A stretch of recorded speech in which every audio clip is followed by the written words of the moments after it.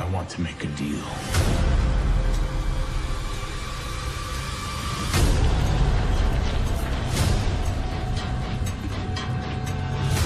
He's claiming to have changed, but they don't know him like I do. The last time that we spoke, you threatened me. That is something that I cannot forgive. I'll stop him for good this time. There's only one way to stop me, but you're not going to do it. You sure about that?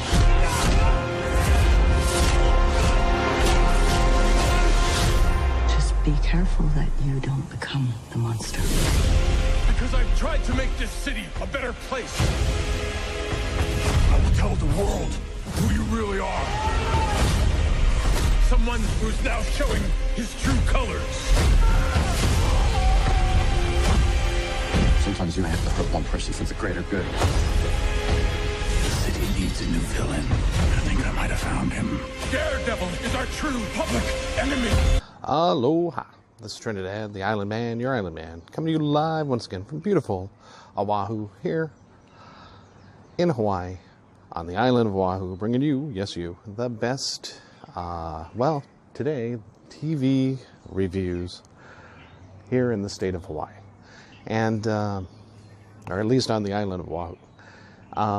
Well, let me just say, I know that I'm about a week late talking about Daredevil Season 3. And honestly, you know, I had some issues with it. So without further ado, remember our rating scale, shock a thumbs up. It's good to see, I recommend it. Shock a thumbs down. It's bad to see, it's junk. I don't recommend it. And for season 3 of Daredevil on Netflix, it is ultimately a shock a thumbs down. I feel that this season 3 accomplished everything that it wanted to. You know, combining both, you know, storylines from the comic and what they had done in season 1 and 2, and of course the Defenders for Daredevil. You know, and basically it's a culmination of all of those three seasons, basically, including, you know, the former 3 seasons, including Defenders, because right off the bat it catches up right after the events of the Defenders, where the building falls on Matt Murdock at Elektra. Matt Murdock is swept up through the sewers, since they were way down, you know, in the sub basement. Apparently, somehow he got into the sewer tunnels during the quake, the fall of the building, and got washed out through one of the sewer pipes, where he is found by the father of the Catholic, you know, church that he often attends and goes to. So right off the bat, it deals with that. And I'd say essentially the first 4 episodes, you know, it is him attempting to heal, but not really. He is a broken man in this series, in season 3, which is part of the reason I had to give it the shock a thumbs down. I know he's been through a lot. You know, he lost, you know, right away, as soon as he wakes up, he asks, did you find anybody else? Where's Elektra? And they say, no, you were the only person we found. And so right there, you know, not only is his body broken, you know, his love is crushed, and ultimately that leads to a question of faith, or him losing his faith, you know, in God, which had basically really encompassed him in the first and second seasons of Daredevil. Now, that being said, you know, it was in that somewhat interesting, and I think if they had just focused more on the human side, the human persona, Matt Murdock in itself, you know, I think he would have been, this show would have been better. and if it would have actually focused on his broken body and his broken spirit and faith, essentially, I would have enjoyed it better and seen how he would have came out of that.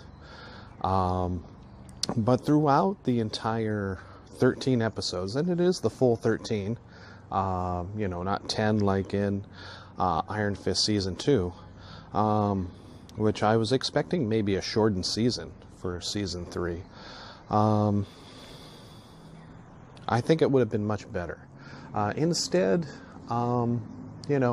he essentially says to the nun, and the father of the priesthood,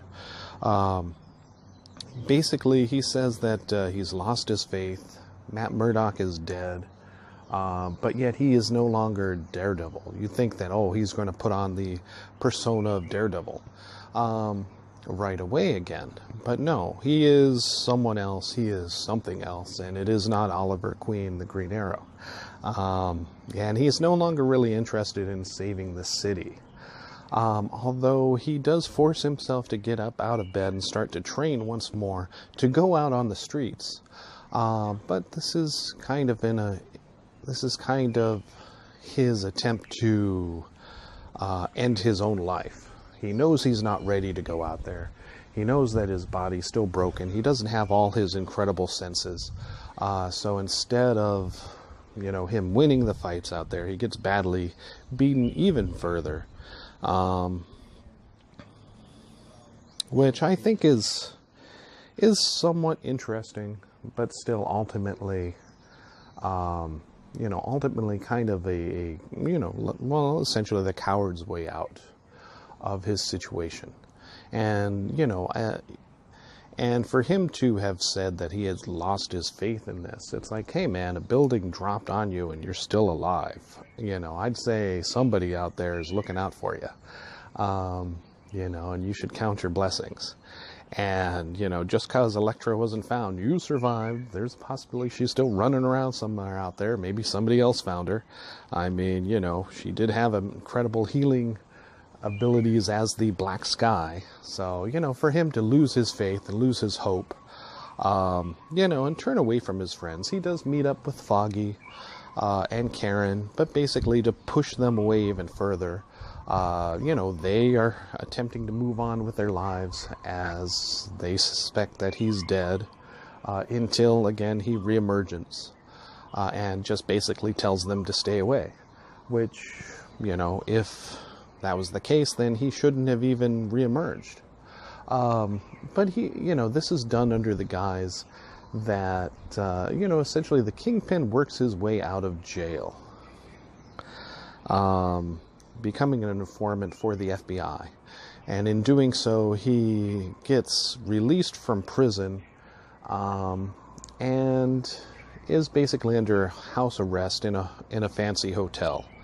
And so because of this, Karen goes after him. Foggy kind of goes after him, to attempt to challenge the legality of him leaving prison, even though he's informing on the FBI. And what is discovered throughout the 13 episodes is that this is a brilliant ploy by the Kingpin to essentially take over the streets while using the law enforcement, the FBI, by informing on, his competition. He is able to take them over, get them off the board so that he can move in as the Kingpin, fill in the vacuum of power, all unbeknown to the FBI. And while working for the FBI, he is able to mount an offensive against them, blackmailing key figures and politicians, to where he is able to not only get Vanessa back into the country, but he becomes exonerated. So, essentially, as a season 3 of Daredevil, I have to give this a shock of thumbs down. However, as a brilliant season 1 of the Kingpin show, being, the rise of the Kingpin from what we had seen from him in season 1 and season 2 to become ultimately truly known as the Kingpin of crime for the city of New York, is a much more interesting show than seeing how Daredevil, ignores his own broken body, ignores his faith, ignores all his friends attempting to help him. It is much, much more satisfying and interesting to watch the Kingpin and that side of the story, which is what ultimately kind of saves it. But because it's called Daredevil season 3, it's a shock of thumbs down, because you don't even get to see Daredevil. He never dons his costume. An imposter, Bullseye, who the Kingpin finds out is an FBI agent, basically turns him into Bullseye. He's always had some kind of phenomenal, possibly mutant gift to, be super accurate with his bullets, with anything he throws. Any ranged attack he can muster, anything from playing cards to shards of glass to baseballs, he can kill anyone. And the weakened Daredevil meets his match easily by the hands of, Bullseye. Although he is not officially known as Bullseye as of yet. So, seeing how the Kingpin, Vincent D'Onofrio, the actor, does a wonderful job portraying him. If you like his work, if you liked the Kingpin in season 1 and 2, you definitely want to check out this season 3 of Daredevil just for the Kingpin sides alone. And his rise to power, and how manipulative, how insidious he is getting into people's lives, finding just the right pressure point, as Daredevil says, to influence them to his side, which he does with the entire FBI, amazingly enough. But ultimately, Daredevil dons his original from season 1 black costume to fight this imposter, Daredevil, Bullseye, which is tarnishing his name. And basically he sets up this evil, this false Daredevil as the one who had planted evidence on him originally from season 1 to be imprisoned falsely, and thus his charges are thrown out. He is able to marry Vanessa, become the Kingpin, up until the very, very end, where somewhat conveniently, the tables are turned on him by Matt Murdock, which I think is just, them kind of hastily trying to wrap up things. I would have much rather seen the Kingpin still on the loose, but apparently he goes back to jail. But he is still the undisputed Kingpin of the city. Vanessa is free, and we had seen her take on a much more active role, helping him. So, she can easily act as his replacement while he is in jail, or the go-between for his duties to the underworld. Matt Murdock, it basically goes back into season 1. Karen Page is going to start, leave the paper, start working for Nelson and Murdock law firms again, where they're going to start helping people again. So, by the 13th episode, you have everything wrapped up, everything fairly well in order, and it is the great concluding of the Daredevil series. Weaker than 1 and 2 for sure, and definitely leaving it in a place where, if there's not a 4th season, as Netflix has announced that there is no Defenders Part 2, I don't think they're going to make another Daredevil season, at least not on Netflix, which is a shame for Charlie Cox, because it is his role, and this is, Vincent D'Onofrio's role as the Kingpin. They both do a phenomenal job. My issues with this, as Matt Murdock says, I'm just going to kill the Kingpin right out, and that is most of his objective throughout the film or the season, until he stumbles upon a way to actually get him back into jail. Crossing the line, that in season 2 he had talked about crossing the line with the Punisher, and the Punisher says, no, Red, you can't do that. You can't just cross that line and come back over. It doesn't work like that. These are issues that he'd already faced. So to me, they were old hat, and I didn't feel that they should have been dredged up again. I feel that he had already settled most of this. The fight scenes in this, there's a big, long prison fight scene, but he does this as Matt Murdock, totally throwing away his secret identity, which the Kingpin had already guessed his secret identity. But I mean, there's film of this. There are copies of this out there. The other prisoners, which he beats down, which, now know that, hey, I got beat up by this guy. If they ever see him again, if he visits his clients in jail, he goes, hey, that guy is not really blind. He beat my ass. It destroys a lot, I feel, just to make certain points. And the points that it makes for this season just fall a little flat for me. If you truly love Daredevil, you'll want to watch this still, despite the shock of thumbs down. It's worth seeing, especially as this may be the very last that we'll see Charlie Cox as Daredevil. As you know, Netflix has canceled any plans for a future Iron Fist third season. Luke Cage season 3 has been canceled. I don't know what they're going to do.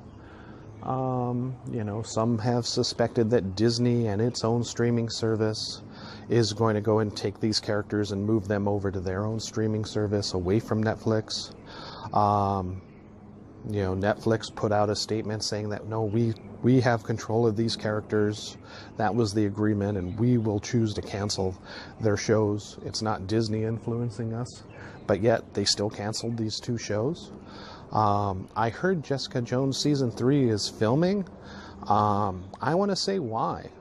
If you thought season 1 of Iron Fist was no good, some people say that season 2 of Luke Cage was no good, which I find baffling because I thought that was even better than season 1. With the exception of Cottonmouth, of course.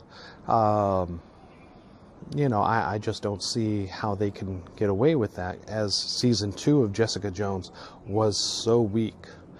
Did I care that her mother had powers? Do I care that her mother turned out to be a psycho killer? The season of Jessica Jones ended without, with her and her friend, who now has powers and will become Hellcat.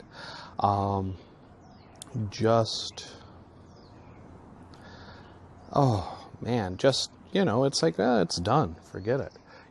Do I want to see a season 3 of Jessica Jones after season 2? No. After season 1, I was kind of interested. I wanted to see what they were going to do. But ultimately, season 2 had no clear villain.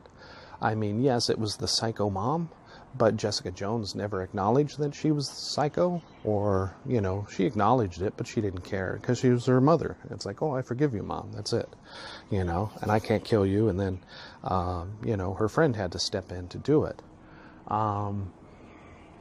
which drove those 2 apart. I just don't see what they're going to do in season 3 without having to bring back David Tennant completely.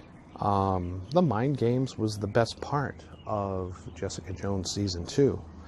And unless they're, but I don't think they can continue that really in season 3. And it's going to need a villain, because they didn't really have a villain as far as Jessica Jones was concerned in season 2. There was no clear villain. Just, it was just a family show, essentially, as she tried to rebond with her mother. Who, although might have been on the path to forgiveness, as is always the case, weird events happen, just as in season 3 of Daredevil, that push people over the edge, and their chance at redemption is gone, disappears. So no, I'm not interested in seeing a season 3, and I don't care if they cancel that. I hope Netflix does cancel it, even though they're saying they're filming it, because I'm not really interested. I'll watch it for you guys and review it, but they better knock my socks off. It better be an Iron Fist season 2 kind of show, because that's what it needs after Jessica Jones season 2. But also, where was I? Some people were speculating that Netflix might have canceled Iron Fist and Luke Cage to make a Heroes for Hire.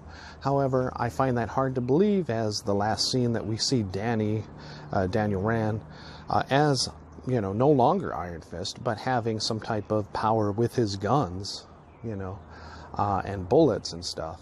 Doesn't feel like that would play right with Luke Cage as the famous Hero for Hire combination that we had seen of Iron Fist and Luke Cage, Power Man. Officially Iron Fist is now Colleen Wing, and she uses the sword. So hopefully it'll become a Misty Knight show.